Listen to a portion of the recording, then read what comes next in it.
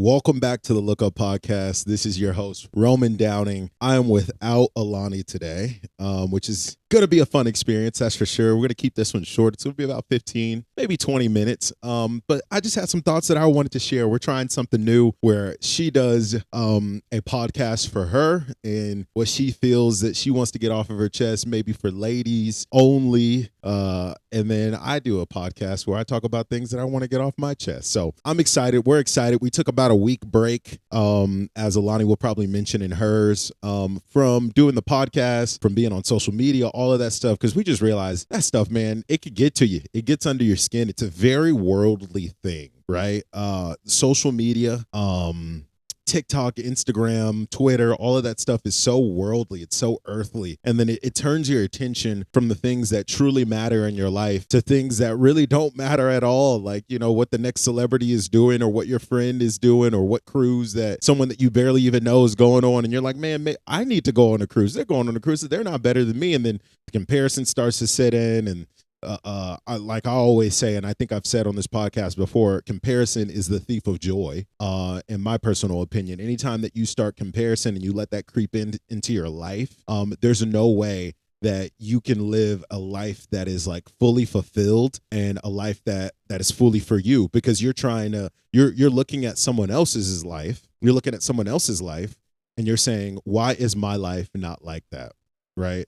And you can never compare someone else's soup, someone else's faith, to yours. That's just not fair. It's not fair at all, right? So we got caught up in that, just being 100% honest. We got caught up in that. We were looking at other podcasts. We were looking at other people that we personally know even, and we're like, man, why are we not where they are, right? And God had to remind us that everybody has their own path, their own mission, and he puts a dream into everybody's heart that's completely different for each and every one of us. So never sit there and think that what you're doing with your life and what you're trying to achieve with your life is not enough. Yes, you have to put works behind your faith. Yes, you do have to work hard. Yes, you do have to hustle. Yes, you do have to grind. But if you are doing all of those things and you're checking all of your boxes, you should never be upset at where you are in life or upset at where your business is progressing, where your music is progressing, anything like that. If you're checking all those boxes and you're walking in faith and you're walking the path that Jesus walks, right? You should be all right. Just give it some time. Let God work in other people's hearts. Let God work in your heart, and then let your time come when your time comes. You know, my mom, she always used to say a saying that God is he never shows up when you want him, but he always on time. God never shows up when you want him, but he's always on time, right? And just know that he's going to be on time. He's going to be on time in your life. He's going to be on time in your business ventures. He's going to be on time in that financial situation that you're going through right now. He will show up. You can have faith that he will, because you've made it to this point right now. As we are speaking right now, all of the hardest things that have happened in your life, you have survived so far. You've survived so far. All of the difficult things that you've been through in your life, you made it. Nothing has been too hard to where you did not make it. So you can have faith that whatever you're going through right now or whatever you're going through maybe in the future is going to be 100% okay. You're going to make it. You're going to be fine. God's going to take care of you, right? So it's like what we said last week. God's not finished with you. There's a song that I don't even know who it's by, but it goes, even when you don't feel him, he's working. Even when you don't see him, he is working. He never stops. He never stops working. So just know he's always at work in your life, and you can have faith that the season that you're going through right now, whether that's a trial, whether it's a tribulation, it will pass. This too will pass. It's like the seasons. They come and then they go. There's winter, there's spring, there's summer, and there's fall. What do we know about the seasons is that they will come and they will go. And that's why they call them seasons of life, right? You will reap a harvest. You will have dry spells, right? There will be times of abundance and there'll be times of drought.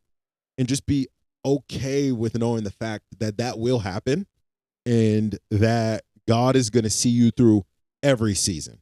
Whether you're killing it right now, this is the most money that you've ever made. Don't forget who made that season happen. Don't forget about God. Don't forget to pray. Praise in the victory as well in the defeat. I think that's huge. I think that's huge. I think it was Mike Todd that said that that I got from one of his sermons a few months ago. Is that not only should you be praising in the victory, which I think by myself I don't do enough, is praising in the victory as much as you should be praising through the losses and the defeats and the times of trials and things like that. I think you should be praising through all of that. I think we actually don't praise through either of those seasons in life, which is kind of funny, right? When things are going bad and things are going rough, a lot of the times we forget to say, thank you. Thank you, God. Thank you for giving me these challenges. Thank you for allowing these challenges to happen in my life, to give me a stronger backbone, to make me a better person, to count it all joy, and to use these trials as a victory, to using this test and turning it into a testimony, right? Even in your victory, and not thinking, oh, it's all me. Dang, yep, I did it. It was me. It was me who did it. I grinded. I worked hard. I never gave up. And a lot of that motivation, it almost it directs you towards individualism. But you got to remember who brought the opportunity to you, who made everything happen, and it's been God, man. And you gotta praise through all seasons of your life. I think that's something that I'm gonna probably start taking up, and I'm gonna start doing.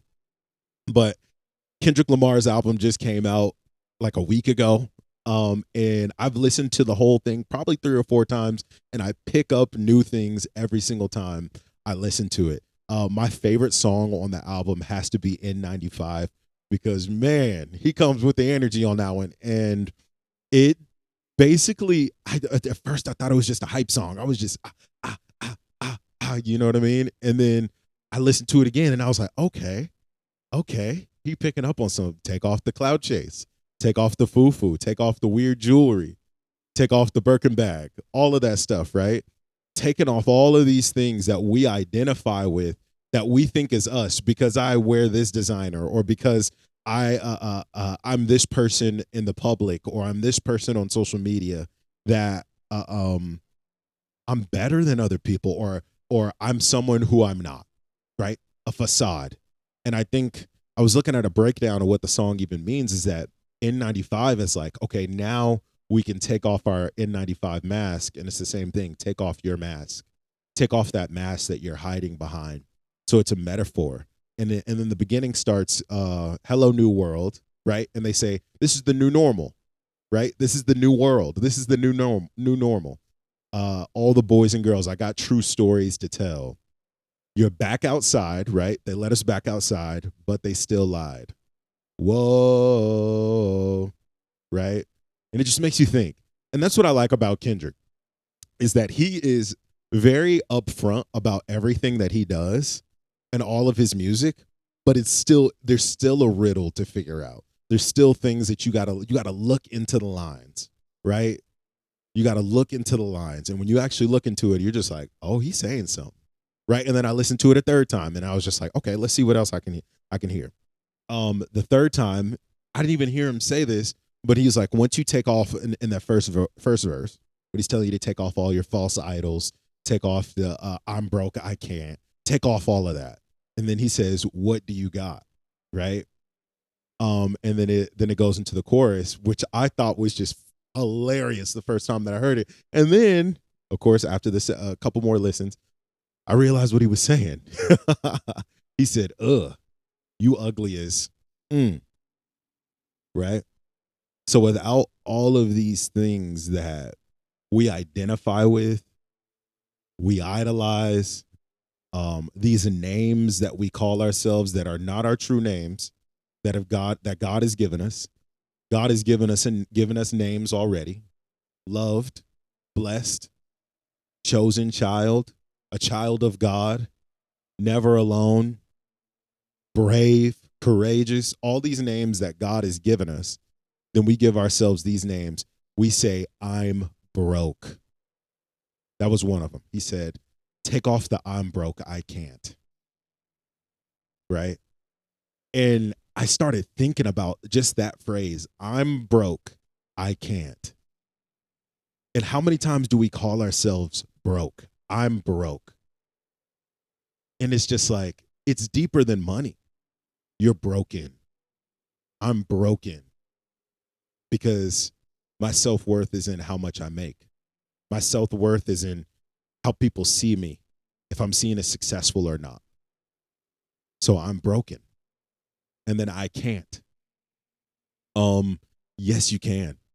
Our really good friend, Nick and Jen are really good friends, who is Nick Huff on Instagram, right? And they always talk about you can do hard things. You 100% can do hard things. And we'll be on the bike because he's my cycling instructor. And so is Jen. We'll be on the bike. And it's like perfect timing. Right when you want to give up, they say, yes, you can. Yes, you can. Yes, you can. Yes, you can. So what I want to say to you today, if you're hearing this, you're on your way into work, you're on your way home, and you're not sure what you want to do with your life or where you're going to go or if anything's going to work out or if you can make it through this season of life. Yes, you can. Yes, you can. And you are not broke. You are not broke. You are not broken. You are made whole through God, through Jesus. You are whole. You are intact, right? You have integrity. You are integrous. You are not broken. You are one in the body of Christ, guys. So just know you are not broken, and yes, you can. But when you're relying on all of these things, like what Kendrick said, when you're relying on all these things, the Birkin bag, the weird jewelry, the I'm broke, I can't, the Instagram likes, the clout chasing, the cancel culture, all of this bull crap that the media and everything out there has told us is important in our lives, when that is our foundation and our values and what we stand on, is weak. It's weak. It's flimsy. When that is what we're putting our hope into and our faith into, when that's the clothes, the mask that we're putting on, it's ugly.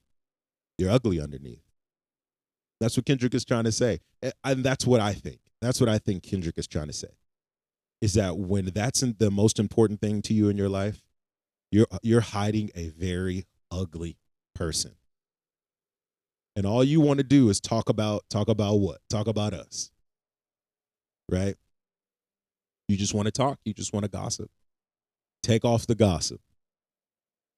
Take off the cancel culture. Take off the clout chase. Take it all off. Take the mask off. And what do you have? Are you a stand-up person? Are you a stand-up guy? Are you a stand-up woman? What do you have when you take all of that away? And that's why I think it's so important to have faith in Jesus, have faith in Christ, have faith in God, and let that be the rock that you stand on. Let him be the rock. Let him be the most important thing in your life. Not the likes, not the cancel culture, not Instagram, not Facebook, not Twitter, not TikTok, none of that stuff. Take it all away. And when you have him, you have everything. Right? So I thought that album was absolutely incredible. The more that I listened to it, the more that I realized that he's just talking about some really, really important topics in society, talking about domestic abuse, talking about how black men, a lot of black men, we have daddy issues. And a lot of people have daddy issues, but you can see it in, African-American culture the most. And we feel like we have to become specific types of people for our hood. And Jay-Z says this all the time, you go so hard for this block that you don't even own. You have no ownership over this neighborhood that the government created and the government gave the street name, and you're dying for this neighborhood. For what? For what people are going to think about you? What your gang is going to think about you? What your what your friends are going to think about you. Why? And I think it all comes down to the fatherhood, the father power. And that if we don't continue to raise up great children, which eventually become great fathers, we will have the children of the future will have nothing. The children of the future will have nothing. And that's why it's so important for people like Kendrick who have a voice to step up and to speak out on a lot of these topics and put it out there for people to listen. And it's not just people, not just rap artists, not just athletes. You can step up and you can speak out on these things as well. You can step up and be a voice as well.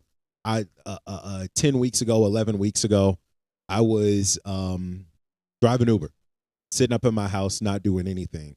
And then God tapped me on my shoulder and said, I want you to go out and I want you to speak to the people. And I want you to be a liaison, someone that can be a bridge to me.